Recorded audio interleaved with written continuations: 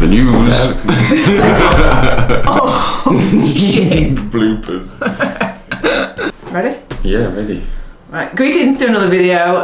Today I'm here with Ash, and today we're going to talk all about blood, because Ash is the blood cycling expert. You are like obsessed. The master of blood. Yeah. I've definitely been obsessed with blood for a long time. Yeah.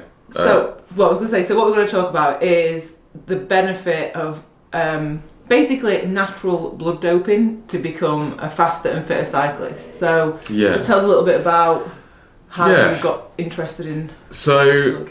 I set myself the goal of reaching 5 watts per kilo as my FTP, and in the pursuit of that, no matter how much I trained, at one point I reached this fitness plateau, and I didn't know what was happening until I got my first blood test, and the results came back that I was borderline anemic, and that was what was holding me back. And this sent me down a deep dive into blood and how to get myself out of borderline anemia. And when I did, I was able to then reach 5 watts per kilo as my FTP. And you put a lot of time into researching what is best for kind of building your blood. Building the numbers. Probably 2 years of research and testing my blood every month, putting something in, taking something out, writing down what I was, just experimenting with my blood in order to find out what works and what doesn't. And talking to hematologists, doctors, cardiologists, just everything I could possibly do in order to learn everything I could about blood and how to naturally dope your blood. So spent so long. If I've ever got any questions about blood, I'm like, Ash, what can I do for this? And he's also written an ebook as well, completely. Bloodsport. Bloodsport.cc is where you can get it. I'll put a link to it if you are interested in it. So I'm going to do a very quick Q&A. I'm going to ask a couple of questions, and then what we're going to do is going to test my blood, and then I'm going to test my blood over maybe the course of 3 months? 3 months. So probably test, I don't know, maybe the maximum you want to test is every month. Okay. So any more regular than that, there's no point. So every month, or every 3 months is normally good.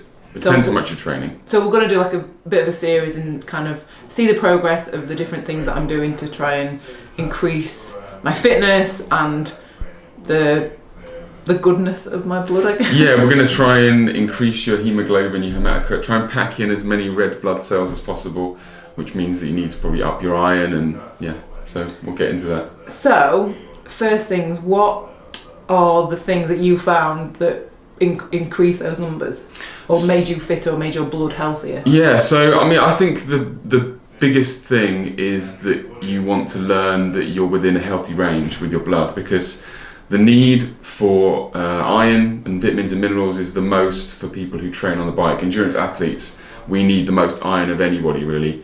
And if we are training, we are using that iron up, those vitamins and minerals, and if we're not replenishing them, then we're digging ourselves into a hole. And a lot of athletes, there's a condition called athlete's anemia, which is what I had, that a lot of is prevalent, and people don't know that they have it until they get blood tested, so they're kind of blind until you do. That's the first thing I would say, is that get blood tested, and then from there it's probably looking at things like how much iron you have, and then once you've increased that, your hemoglobin will probably go up with that as well. But hemoglobin and iron are the things that you probably want to look for first. And what are the foods and things that you found that has helped build that blood? Over the course of the 2 years that I was testing my blood and experimenting, I supplemented iron, and that didn't work. I just don't think I was supplementing enough, but you have to medically be supervised in order to have enough. So through my diet, I found that spirulina was the key to my iron, and as soon as I started consuming about 20 grams a day of spirulina, fresh spirulina, then I was able to, the uptick in my iron score was marked, and that was when I was able to pass 5 watts per kilo as my FTP. It just let me train as hard as I needed to, because before I was training, I thought I was training hard, but I wasn't getting the gains out of the training because I physically wasn't able to push myself. Putting stuff back in. I think that is the biggest thing, is that people think that, oh no, I just need to rest and then train more. But if you're not actually replenishing the specific things like iron, then your body's just not going to be able to create the equilibrium that you need. So, Fourth Edge are a company that do specific. That they are looking at endurance athletes, aren't they? Yeah. They have sent us the kit to use them, and we think Ash should be an ambassador. Smash it! Seeing as he's matching all the colours, right? So 3, 2, 1, go! Hard, nice and hard. So top 3 foods to improve blood. I'll probably say black beans. Black beans. Spirulina. The fresh stuff. Yeah, fresh spirulina. And third one, you basically want any food that is high in iron and B vitamins. Yeah, beetroot has been shown to improve it. The thing with spirulina is that it has every building block the blood needs, like all the B vitamins, the iron. It's great. And the fresh stuff. I hated the taste of it at the start, but I actually eat it because it's frozen. I actually have it almost like a bit of a. It sounds gross, but a treat when it's like semi-defrosted. I just eat it out of the packet. I was eating it last night out of a spoon. With berries. I actually really like that. Bizarre. That is my blood. We'll post them off, and then you'll come back, and then you'll analyse. Yeah, we'll talk about the results. Yeah, that's the best bit. Yeah. You did very well. Thanks. Yeah, you did really well.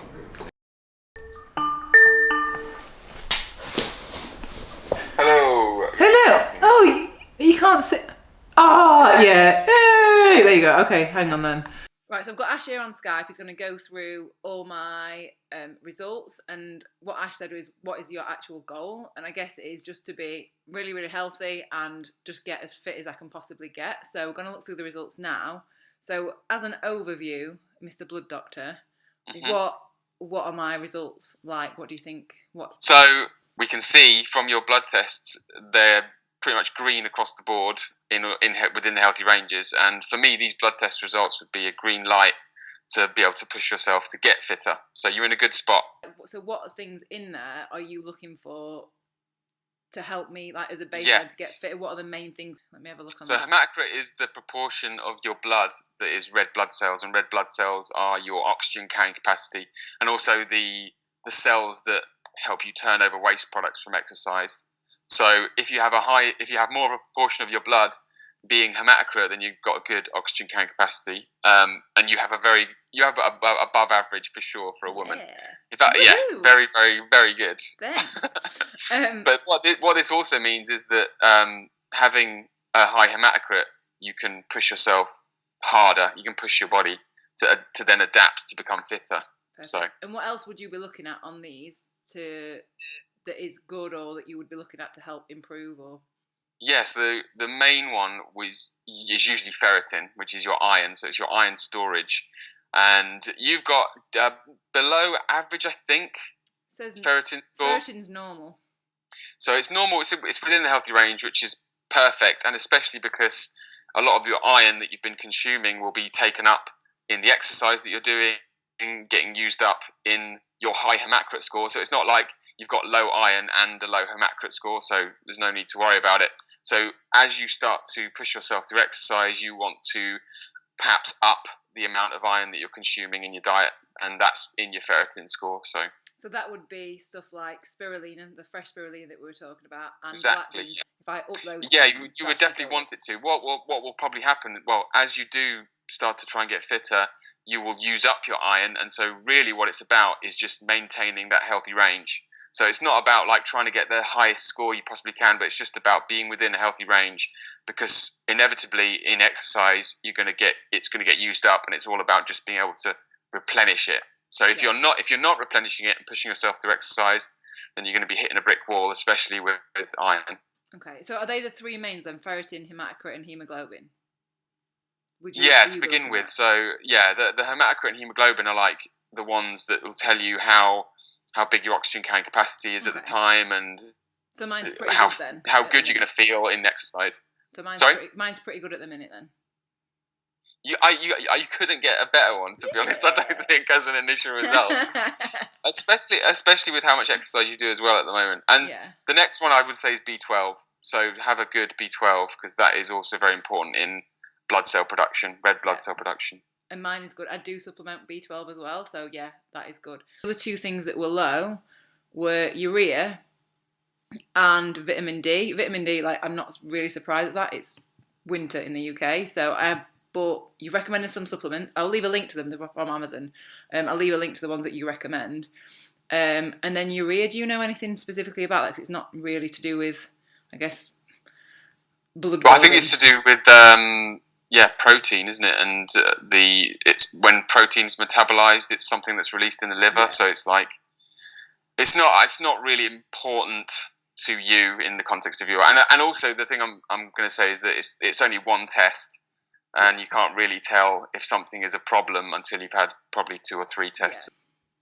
I was going to say that it isn't always about being as high as you possibly can, because if you look at, there's another marker called HSCRP, and that is to do with inflammation in your body, and so there isn't any unhealthy range until you're basically on the very lowest end, so you've got no inflammation in your body. So that's another key marker for someone who's pushing themselves through exercise. Yeah. Because if you only want the only inflammation you want in your body is from exercise that you're adapting to, and if it's low, then you're in a perfect spot. Perfect. So also as well, I don't know whether we mentioned before, we are both vegan, so these are results like my iron and stuff. I know people will be like, oh, well, like your iron and your protein and stuff like that, and like all my results are really good. So the woman that did the results thing said it's a like excellent set of results, and that is being vegan for like 8 years. So yeah, it really is an excellent set of results. Like I was shocked, surprised. So I guess now I'm gonna up the spirulina, up the black beans, and then we'll test again. How long would you leave a test? For the purposes of this, like 3 months probably. So if you train hard in the intervening time, and you up your spirulina and your black beans, and you do it with consistency, then in 3 months' time it'll be interesting to see where you are. That'll be good. Right, well, I'll see you back then. Also, if you've got any more questions about blood or blood doping, natural blood doping, leave them in the comments, and we could maybe do another video. Also, I'll leave a link to Ash's channel, which is basically mega training sessions and talking about building your own blood. So that is you in a nutshell. All right, thank you so much. Awesome. Anyway, thanks so much for watching. I'll see you in the next video.